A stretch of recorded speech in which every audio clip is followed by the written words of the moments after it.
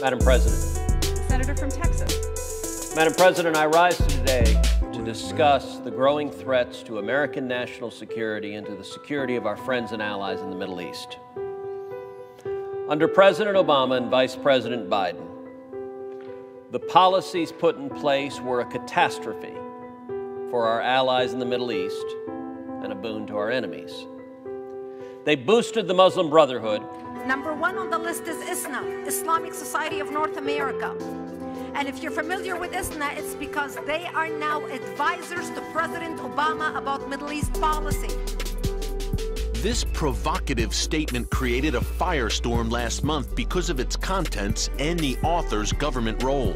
I do consider the United States an Islamic country with an Islamically compliant constitution. The tweet by Mohammed El-Biari raised eyebrows thanks to his senior role on the Department of Homeland Security Advisory Council, where he helps craft America's counterterrorism policies. He had the symbol that was most closely associated with the Muslim Brotherhood from when the Egyptian military cracked down on them. All the Muslim Brotherhood supporters had a specific sign that they put up on their Twitter and their Facebook pages, and he was right along with them. El-Biari has praised Muslim Brotherhood icon and al-Qaeda favorite Saeed Qutb and spoke at a 2004 event honoring Iran's Ayatollah Khomeini. In addition, CBN News reported in 2011 that El-Biari stood accused of leaking sensitive government documents to the media. In light of those charges, Texas Congressman Louis Gohmert pressed former Homeland Security Chief Janet Napolitano in a heated exchange. Are you saying before this Congress right now that as Secretary of Homeland Security that it is a lie that Mohammed El-Biari downloaded material from a classified website using the secret security clearance you gave him? It is still unclear whether any formal investigation of El-Biari actually took place at DHS. What is clear is El-Biari's recent promotion at the department. In September 2013, he was promoted. So he not only is an official advisor, he's one of the select advisors within that group to influence policy. El-Biari and the Department of Homeland Security did not respond to CBN's request for comment. El-Biari is not the only Obama administration advisor who's been tied to the Muslim Brotherhood. There's lots of evidence. The President of the United States personally takes counsel from Mohammed Majid, and that means the enemy is inside the wire. Majid has reportedly met with President Obama to advise him on immigration and counterterrorism policy. He also sits on a Department of Homeland Security working group on, quote, violent extremism. Yet national security expert Frank Gaffney told CBN News that the organization Majid leads has troublesome ties. He is the president of the largest Muslim Brotherhood front organization in the United States, the Islamic Society of North America. In 2007, federal prosecutors named ISNA as an unindicted co-conspirator in the largest terrorism financing trial in American history. The defendants were convicted of funding the terror group Hamas. Majid's group was also mentioned in secret Muslim Brotherhood documents uncovered by the FBI. The very first group on this Muslim Brotherhood strategic plan was the Islamic Society of North America. So we not only have the Fox watching the hen house, we have the Fox inside the White House dictating policy in the ear of the president. And criticized Arab governments that tried to crack down on religious extremists. They gave Palestinian groups tied to terrorism a veto over peace between our Israeli and Arab allies, and they elevated those groups. They pushed the catastrophic Obama-Iran nuclear deal, which dismantled pressure on Iran and put the Ayatollah on a path towards a nuclear arsenal, while sending pallets of cash in the dead of night as ransom for hostages. Of course, the Obama-Biden administration didn't tell the American people and didn't tell Congress what they were doing. Instead, they deliberately hid that information. They lied as long as they could about their policies. And they developed and built an echo chamber designed to drown out their critics. I rise today, Madam President, because history is repeating itself. Because I am deeply worried President Biden and the Biden-Harris administration are returning to the very worst policies and the very worst tactics of the Obama years, and that the consequences are going to be far worse. Once again, the Biden-Harris administration is boosting the Muslim Brotherhood and other religious extremist groups in the Middle East. America's botched-up exit from Afghanistan has breathed new life into another monster. It's called the Islamic State Khorasan, or the ISIS-K. America's exit has revived this group. It has carried out at least 7 major attacks in Afghanistan. ISIS-K was behind the year's deadliest terrorist attack, the Kabul airport suicide bombing. The same group now targets a mosque almost every Friday. For months, the world has been wondering, how did the ISIS-K rise so quickly? How has it managed to stay one step ahead of the Taliban? Turns out, America's exit did not just revive the ISIS-K, it gave them a ready-made fighting force. Remember the Afghan military, the one that the Americans trained and equipped? The force that crumbled before the Taliban? Well, many of them have managed to escape, and they're now joining the Islamic State Khorasan. On Gravitas tonight, we'll tell you how the Islamic State is mounting a comeback in Afghanistan thanks to the Americans. Here's what we know so far. The ISIS-K has recruited a few former Afghan soldiers. These are highly skilled soldiers we're talking about. Who are these men? Former intelligence officers and members of elite military units in Afghanistan. They bring a lot to the table for the ISIS Khorasan. They add expertise in intelligence gathering. They can train terrorists in warfare techniques. These officers were trained by the Americans. These officers were trained by the Americans. Now that training will benefit the ISIS-K. In fact, they're already at work. An Afghan army officer was killed a week ago. He had joined the ISIS-K and died in a clash with the Taliban. As an army officer, he was posted in Gardez. There he commanded a weapons and ammunition depot for the Afghan forces. In the last few weeks, the ISIS-K has added 4 more former Afghan soldiers to its ranks. This includes a former senior member of the Afghan Special Forces. Why are they joining the ISIS-K? Well, we could think of 3 reasons. Number 1 is protection from the Taliban. Number 2 is money. And number 3 is revenge. And for some of these people, revenge is the main reason why they're joining the ISIS. They have an axe to grind with the Taliban. You see, soon after they took power, the Taliban targeted former Afghan soldiers. We reported many such stories. They searched their homes. They demanded absolute surrender from the military. The Afghan military had collapsed. The resistance forces too had been crushed. The soldiers had nowhere to go, so they joined the ISIS Khorasan. It's the only armed group that can fight the Taliban today in Afghanistan. So these soldiers decided to enroll. And the numbers are only expected to go up in the coming days. Thousands of them are unemployed right now. This includes intelligence officers, soldiers, police personnel, and they hadn't been paid their salaries for months. So more than a job, they need protection from the Taliban. At the moment, ISIS-K promises that and more. And this is a dangerous trend, one that we've seen before, not in Afghanistan, but in Iraq. The Americans, remember, took down the Saddam Hussein regime in Iraq. They were hunting for weapons of mass destruction. They did not find any. All they did was destroy a state and dethrone a dictator. The American invasion created a power vacuum. The Islamic State filled it. Do you know who helped the ISIS in Iraq? The former generals of Saddam Hussein. Consider this. In 2015, the ISIS had 40 leaders at the top, 40. And more than 25 of these leaders had served in the Iraqi military in the past. We looked up their backgrounds. Almost all of them were former officers of Saddam Hussein's army, like Abu Omar al-Baghdadi. He was the head of the Islamic State in Iraq. Before that, he was an Iraqi policeman. Members like these recruited more Baathists into their ranks, the likes of Abu Muslim al-Afari al-Turkmani, Abu Ali al-Anbari, and Abu Ayman al-Iraqi. These are all members of the Iraqi forces. They were members of the Iraqi forces, and they ended up being senior leaders of the Islamic State. Now, the same is happening in Afghanistan. It's going the Iraq way.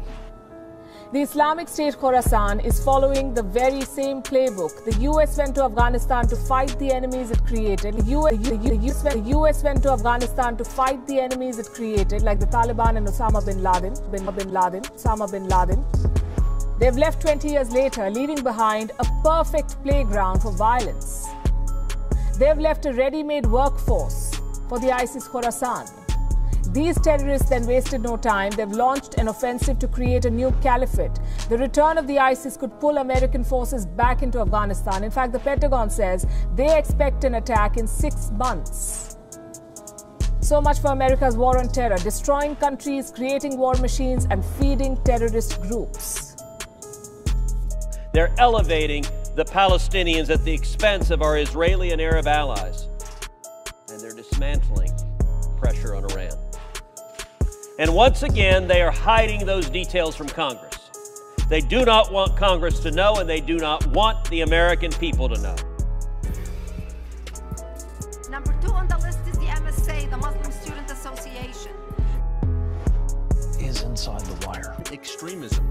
Yet national security expert Frank Gaffney told CBN News that the organization Majid leads has troublesome ties. He is the president of the largest Muslim Brotherhood front organization in the United States, the Islamic Society of North America. In 2007, federal prosecutors named ISNA as an unindicted co-conspirator in the largest terrorism financing trial in American history.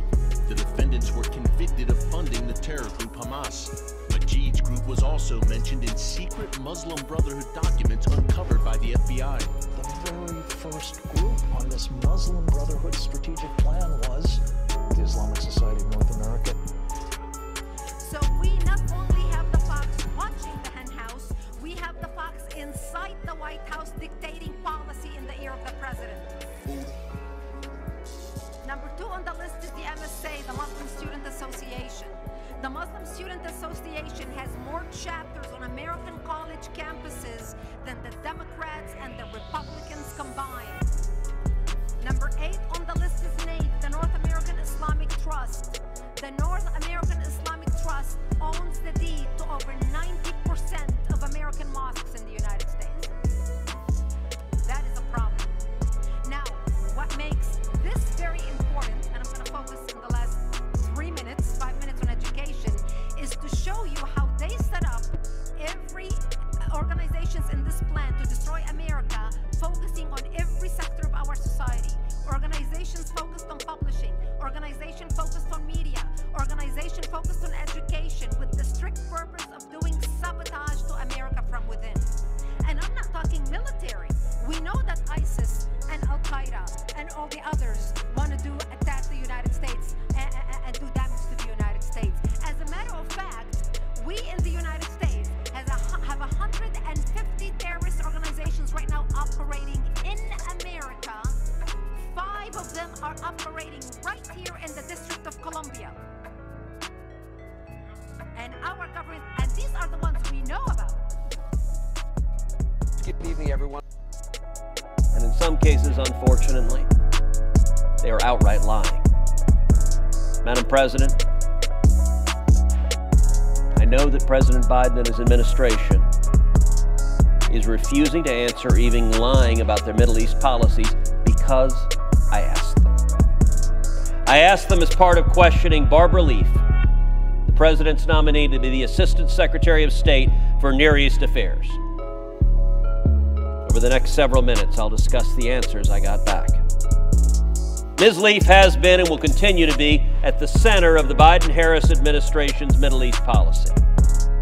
She was responsible for Middle East policy from the very beginning of this administration as the Senior Director for Middle East and North African Affairs at the National Security Council. In her new position to which she's been nominated, she would be America's most senior diplomat for the Middle East. I asked Ms. Leaf written questions about Biden administration policies in multiple areas of Middle East policy as part of her testimony in front of the Senate Foreign Relations Committee. Her answers ranged from deliberately non-responsive to simply false, and throughout, thoroughly, deeply distressing.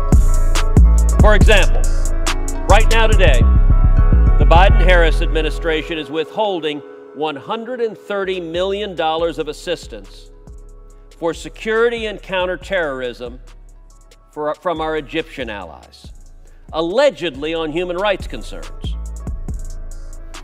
What we don't know is exactly why they're doing it and exactly what the Biden-Harris administration is asking for. Under the Obama administration, the United States repeatedly, inexplicably boosted the Muslim Brotherhood, which openly advocated terrorism against the United States. Those extremists were boosted at the expense of moderate Arab allies, and they consistently misled the public about their goals. Here, the only reason the American public found out in the first place about this $130 million is because the Washington Post revealed it. The Biden-Harris administration didn't explain to the American people what they were doing. It was only the reporting of journalists that revealed it, and we still don't know enough. We don't know the details. The Post reported that the administration is withholding the aid until Egypt addresses certain human rights concerns. We don't know what they are. They apparently include releasing 16 unnamed prisoners. We don't know who they are. So I asked Ms. Leave about these details. I asked about the 16 people. I asked for their names, their institutional affiliations, what they were charged with. I also asked if they were American citizens. And if they were not, I asked whether they were involved in organizations that push Islamic extremism or anti-Semitism. Ms. Leaf is obviously very familiar with the case. She wrote back over 1,000 words of highly technical responses. Here's just a third of her answer. That's the part we could fit on the poster board. Lots of words, lots of numbers, but you can see not a single detail that I requested was provided. Of the 16 people the Biden-Harris administration is demanding that Egypt is released, you will see not a single name. None of them. Congress doesn't get to know who those 16 people are. The American people don't get to know who those 16 people are. The answer from Ms. Leaf to the Senate Foreign Relations Committee is not to put too fine a point on it, go jump in a lake.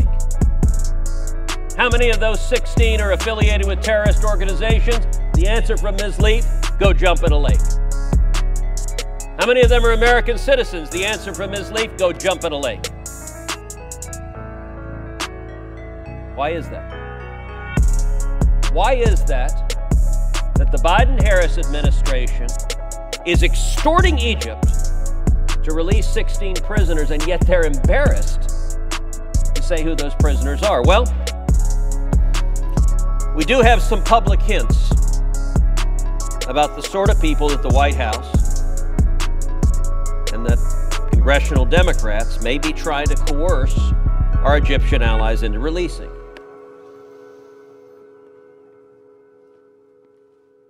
Buried inside a very recent Senate appropriations report, there's an instruction that seems very much like what we're seeing with these secret conditions. It came presumably from Senate Democrats, although we don't know who. No Senate Democrat has stood forward to own this language, but there is a Senate Democrat who authored this language. It says, in making the certification required by subsection A3A, the Secretary of State shall consider the cases of Ola Qaraddawi, Hossam Khalaf, Salah Sultan, Abdul Rahman Tariq, and Mohammed El-Bakr. The committee urges that humane treatment and fair trials be afforded these and other prisoners in Egypt. So apparently, for some mysterious unnamed Senate Democrat who's unwilling to put his or her name to it, these names are people the United States should champion. And it suggests the sorts of people the Biden-Harris administration may be trying to extort Egypt into releasing. Who are they? Well, let's start with Salah Sultan. Who is Salah Sultan? He is a Muslim Brotherhood propagandist. He's a hate preacher. He is someone who goes on TV over and over again and preaches the most vicious sorts of libels against Jews.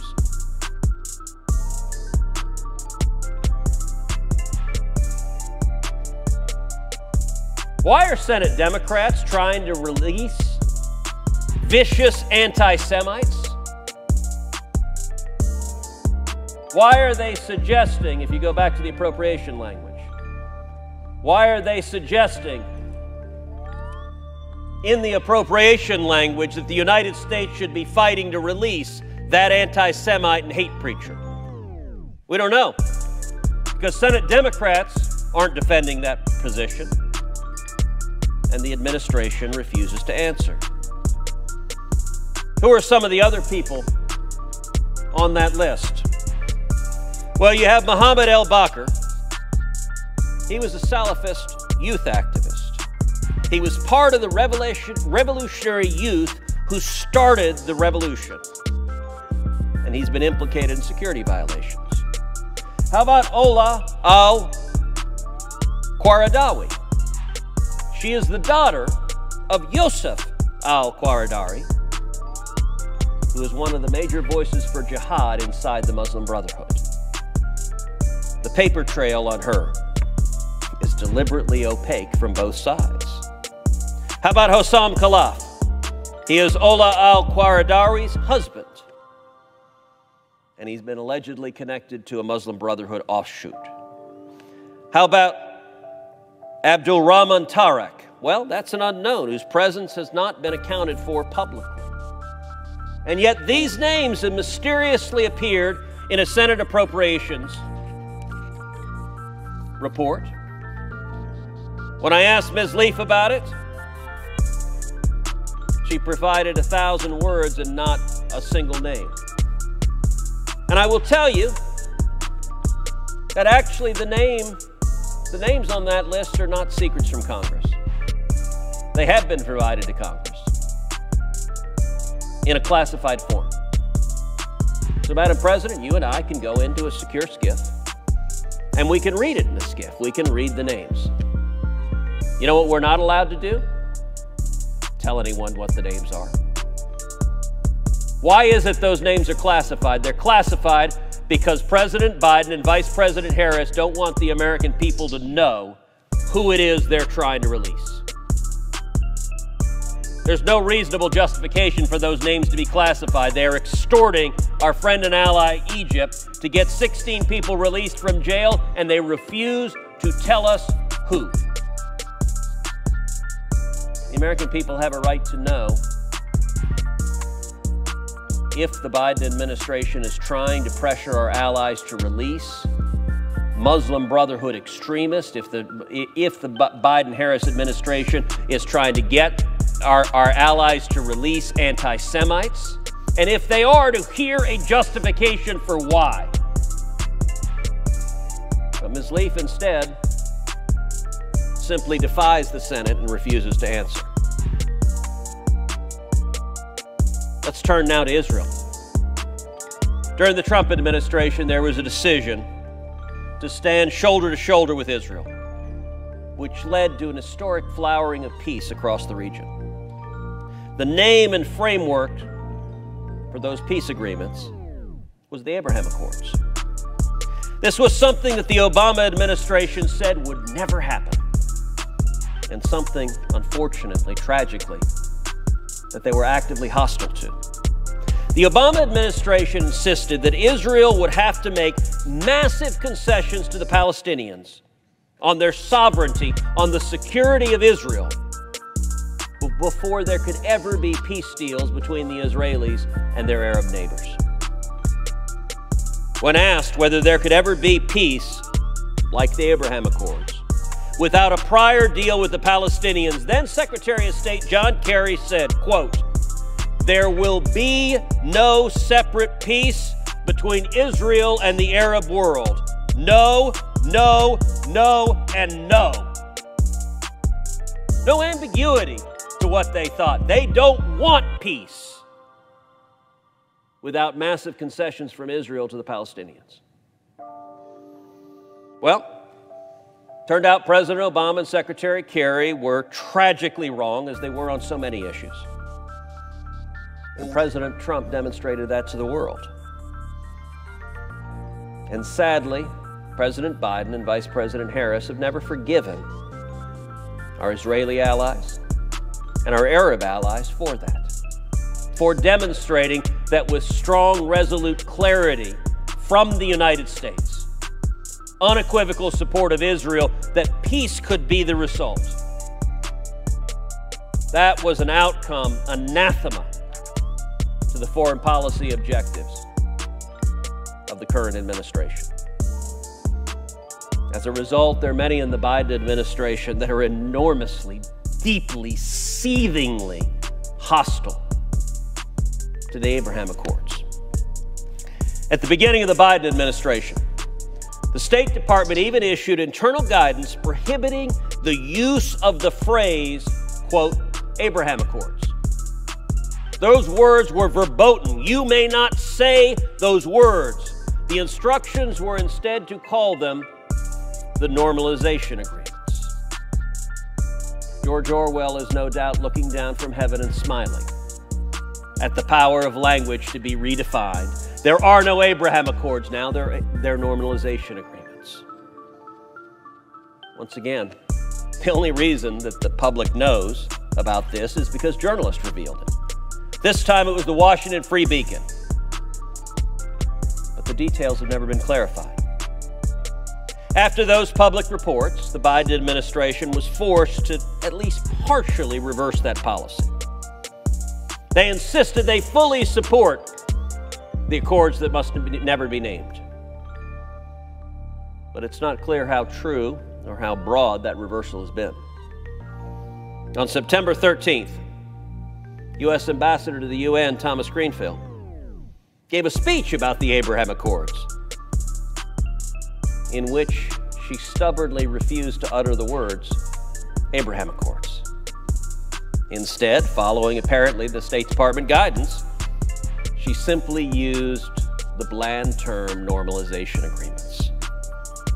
On October 13th, Secretary Blinken met with Israeli Foreign Minister Lapid, and the spokesperson issued a formal readout from that meeting. Once again, the formal readout from the State Department carefully eschewed any mention of the Abraham Accords and used the bland term regional normalization efforts. This is conscious, this is deliberate, this is a pattern. It's a classic example of where congressional oversight is called for. Madam President, many Senate Democrats claim to support the Abraham Accords. Now, I would note, I was at the White House for the signing of the Abraham Accords. Not a single Senate Democrat showed up for that historic peace agreement. None. Presumably because of partisan loathing of President Trump. But nonetheless, congressional Democrats say they support the accords today. If that's true, we need to see congressional oversight. And so I asked Ms. Leaf for the specific guidance that was issued to the State Department. Give Congress, give the Senate the written guidance prohibiting reference to the Abraham Accords. We know about it from public reports in the media. She and the State Department refused. They refused to provide that guidance to Congress. They refused to show it to the public, and they're doing it. It's not accidental. She refuses to answer this question because they want to hide it from the American people. Just like the names of the 16 prisoners they're demanding that Egypt release. Presumably, if the American people knew those names, knew the affiliations, knew the backgrounds, they would be outraged.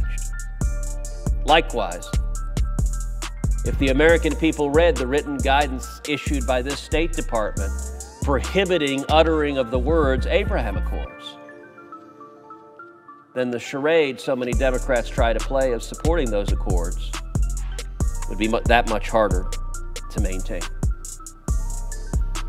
A third example, turning to Iran. Perhaps more than anything else, first and foremost, this administration wants to return to the catastrophic Obama-Biden-Iran nuclear deal and to dismantle meaningful sanctions against the theocratic regime in Iran. From the earliest hours of the administration, the effort began to do exactly that.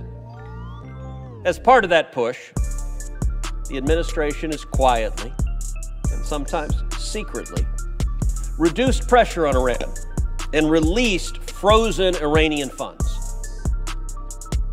But the Ayatollah wants to see just how much he can get. And he may not think that President Biden will ever do anything meaningful. If the U.S. isn't going to impose pressure on Iran, there's no reason for the Ayatollah to return to the deal at all. He doesn't need to take yes for an answer for a deal because he's getting everything anyway. And so, since the very early in the administration, the Biden-Harris officials have contemplated what has been called a, quote, less for less agreement, in which they would reduce some pressure on Iran for something less than full compliance. You'll only nuke some of us. Once again, Madam President, we only know about the existence of these considerations from public reports. In February and again over the summer, Reuters reported on an administration officials contemplating these deals, the so-called less for less deals. We here in Congress know a little more, but not much. Congress and the public deserve to know what's being contemplated to reduce pressure on the Iranian regime, the world's leading state sponsor of terrorism, and a regime that seeks, and I believe, may well be willing to use nuclear weapons to murder millions of Americans and millions of our allies. I believe that if the Ayatollah had the ability to murder millions of Americans or millions of Israelis in the blink of an eye, the odds are far too high that this theocratic zealot who glories in death and suicide would be willing to do so. And so I asked Ms. Leaf for the details of such agreements. Here is what she said in response, quote, "There have been no such arrangements, deals, or agreements contemplated to reduce pressure on Iran." Madam President, that statement is false. It is categorically, directly, unequivocally false. It is false testimony in writing to the Senate Foreign Relations Committee. Ms. Leaf knows it's false, and the State Department handlers who transmitted her written answer to the Senate knows that it's false. What is the Biden administration trying to hide? What details don't they want us to know? Madam President, this isn't just about policy disagreements, although I disagree vehemently with many of this administration's policies. I understand that some people, some Democrats will disagree. But even more fundamentally, this is about transparency and oversight. On that, there should be no disagreement. And these questions are ones that go to the very core of this administration's Middle East foreign policy and of American national securities. What extremists is President Biden and Vice President Harris trying to empower? Whom do they view as allies worth supporting in the region? What deals are being contemplated with the Iranian regime? I ask Ms. Leaf for these details. She has, after all, been working right in the center of Middle East issues for this administration. She and the Biden-Harris administration are refusing to answer. The public has a right to know. Let me also point out that President Biden in recent days said publicly that if Iran enters into a new nuclear deal, that the United States would stay bound by it in perpetuity as long as Iran didn't renege on that deal. I want to be absolutely clear on something. President Biden has zero constitutional authority to make that commitment. The Ayatollah in Iran could be forgiven for misunderstanding that. The Ayatollah, after all, is a total dictator with the ability to line up anyone who disagrees and execute them on the spot. But thankfully, the President of the United States does not enjoy such dictatorial powers. Under our Constitution, there are two ways and two ways only that a president can make a binding commitment on the United States of America. The first is through passing a law that passes the Senate, passes the House, and is signed into law by the President. If President Biden wishes to do so with any Iran deal, he is welcome to do so. The second, and the way traditionally foreign policy agreements are handled, is through a treaty. A treaty that is submitted to the Senate and ratified by 2/3 of the Senate. Madam President, the chances that the Biden-Harris, whatever disastrous nuclear deal they work out with Iran, the chances that that would be ratified by 2/3 of this Senate, I can quantify exactly. They are 0.00%. President Biden knows that. He knows that because the Senate has been unequivocal that this deal is disastrous and harmful for American national security, harmful for Israel, harmful for our allies. And so instead, President Biden makes an empty promise that he cannot commit. In that, he's following in the footsteps of President Obama. President Obama made a similar promise. And President Obama knew it was a lie when he said it. And President Biden knows it's a lie when he said it. And history demonstrated that President Obama told a falsehood. Because the next Republican president, Donald J. Trump, ripped the Obama-Iran deal to shreds. Withdrew from the deal, which was the right decision. I urged President Trump to do that. And Madam President, our allies and our enemies should mark my words on this. Regardless of whatever empty promises President Biden makes, he lacks constitutional authority to bind a subsequent administration. And I believe it is 100% certain that the next Republican president who is sworn into office will once again rip to shreds any disastrous deal negotiated with the Ayatollah in Iran. So President Biden has 3 more years to try to give away the store, to try to send billions of dollars, perhaps on pallets in the dead of night like Barack Obama did, to fund theocratic terrorists who want to murder Americans and murder Israelis. But the Ayatollah needs to know, Europe needs to know, our friends need to know, our enemies need to know that President Biden's promises are empty words that will expire the instant his presidency is over. We don't have a dictator in this country. We have a constitutional republic.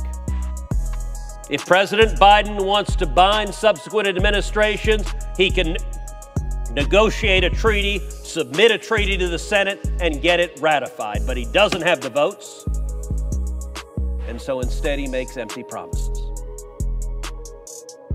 Madam President, President Biden and Vice President Harris were proud of the policies they're pursuing in the Middle East. They would give the American people the lists of the 16 prisoners they're trying to force Egypt to release. We know multiple of the names Senate Democrats have put in the appropriation language are affiliated with the Muslim Brotherhood. We know one is an anti-Semitic hate preacher. And we suspect that the administration knows full well that if it released those names, it couldn't defend them to the American people. It's counting on darkness and secrecy, darkness and secrecy to hide their conduct. And I believe the Senate, both Republicans and Democrats, have an obligation to the American people to shine a light. If you're going to extort our allies to release prisoners, tell us now. Are they affiliated with the Muslim Brotherhood? Are they anti-Semites? Are they a national security threat to the United States or our allies? The American people deserve to know. I yield the floor.